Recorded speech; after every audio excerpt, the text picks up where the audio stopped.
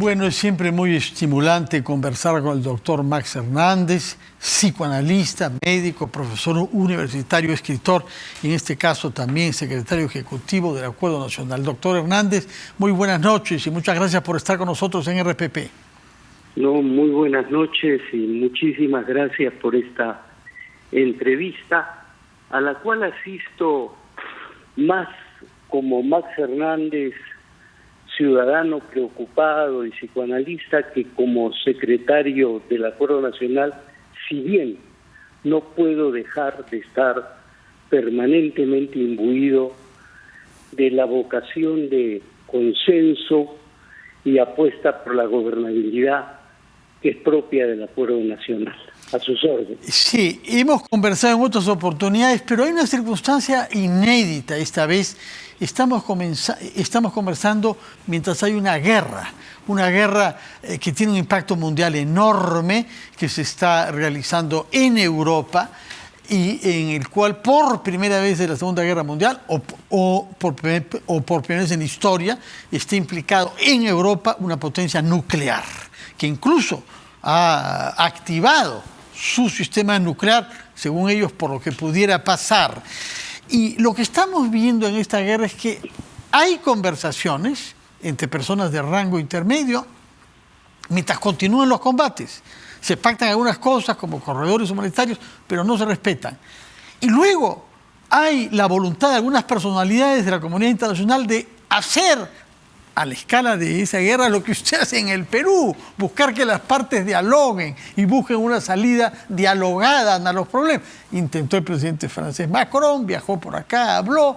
Israel se han ofrecido como interlocutor en vista de su amistad con Rusia, y luego China misma dijo que eventualmente, pero no hay resultados. Los días pasan y el sufrimiento de los civiles y la destrucción de un país continúa.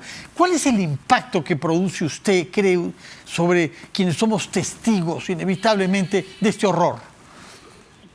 Bueno, hay momentos, lamento tener que constatarlo, en que parece que los seres humanos andamos poseídos por lo que en psicoanálisis llamamos el instinto de muerte.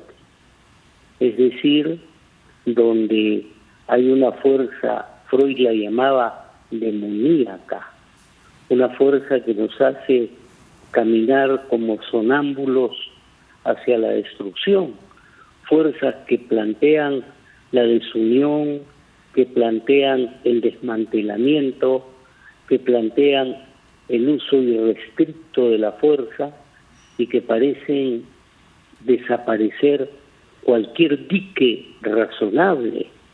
Es decir, así como en Europa en 1914 las potencias marcharon, o los líderes de las potencias marcharon como sonámbulos hacia la tragedia que fue la Guerra Mundial, y en 1939 vimos lo mismo, estamos viendo cosas parecidas.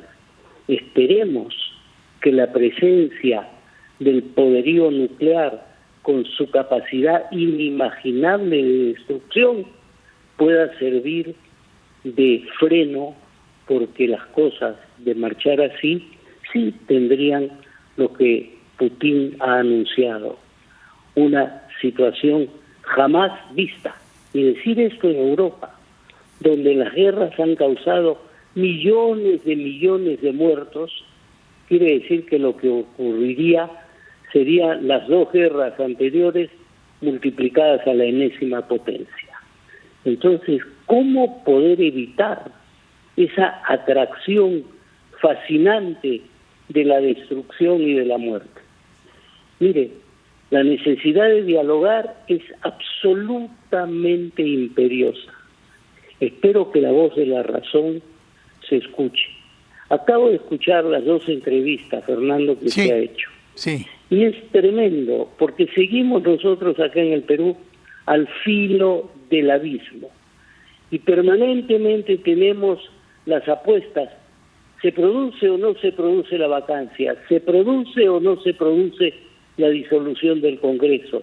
¿Podemos empujar al señor Castillo a que renuncie? ¿Podemos conseguir que el Congreso dialogue de otra manera.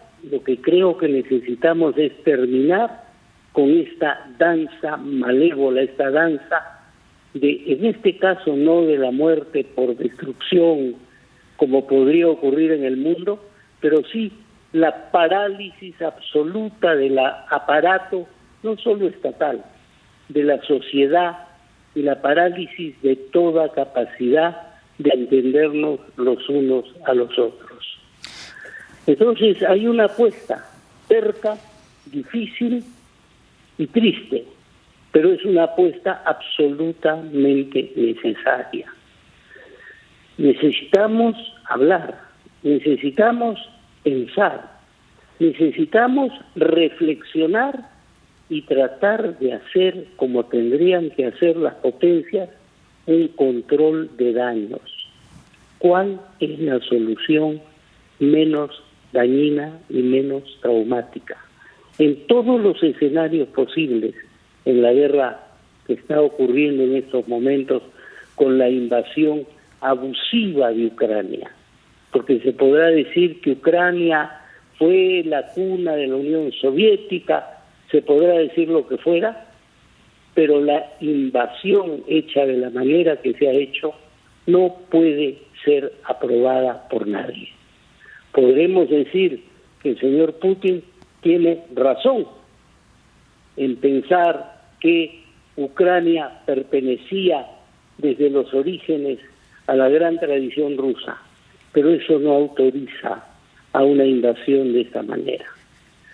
Ahora, ¿por qué tanta resistencia al diálogo que supone renunciar a parte de lo que yo quiero de la manera que espero que el otro renuncie a parte de lo que él buscaba? En el caso del Perú, usted ha escuchado las entrevistas, dos polos diferentes de nuestro espectro político. ¿Por qué acá nos cuesta tanto saber que el Parlamento y el diálogo supone que nadie obtiene todo lo que quiere, pero que se garantiza la paz y la democracia? Usted creo que lo ha dicho con claridad. El consenso no implica tanto nos ponemos de acuerdo en esto, esto y esto, sino renunciamos a esto, esto y esto para lograr un acuerdo. Si lo hacemos sobre la base de yo quiero conseguir siempre un poquito más, que es la lógica de la política, la lógica de la mayoría, la lógica de conquistar un voto más y no conquistar la razón.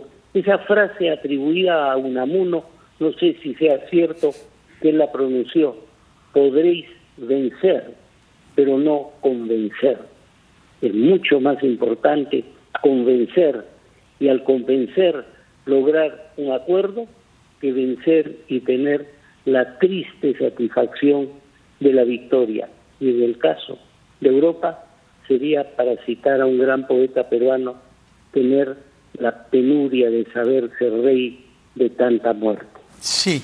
Ahora, usted también es médico, conoce el gremio, conoce el colegio médico. No lo quiero llevar a tomar posición porque usted está en el acuerdo nacional, pero estamos ante una polarización particular en torno a un médico, que es el ministro de Salud, como usted sabe, y de una manera bastante inédita la federación, el colegio, están pidiendo su renuncia.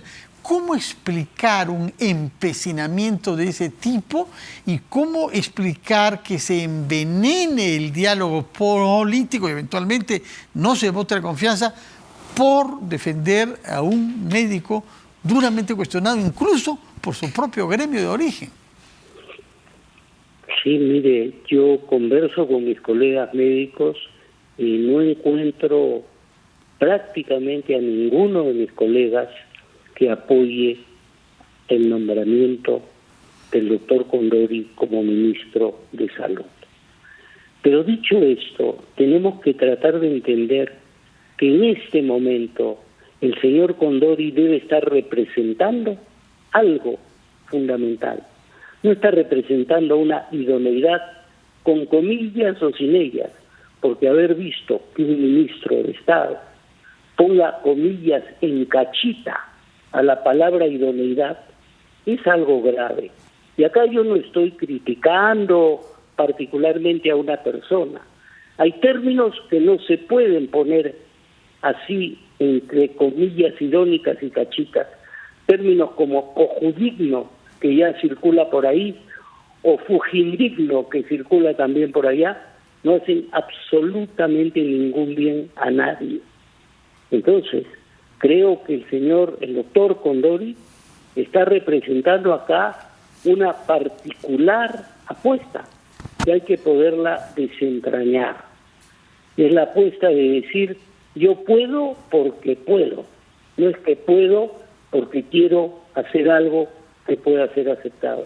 Los dos candidatos que triunfaron, y esto hay que recordarlo, no sumaban ni apenas el 30% de la votación de la primera vuelta, a diferencia de todas las otras segundas vueltas en las cuales los candidatos sumaban más del 60% entre ambos.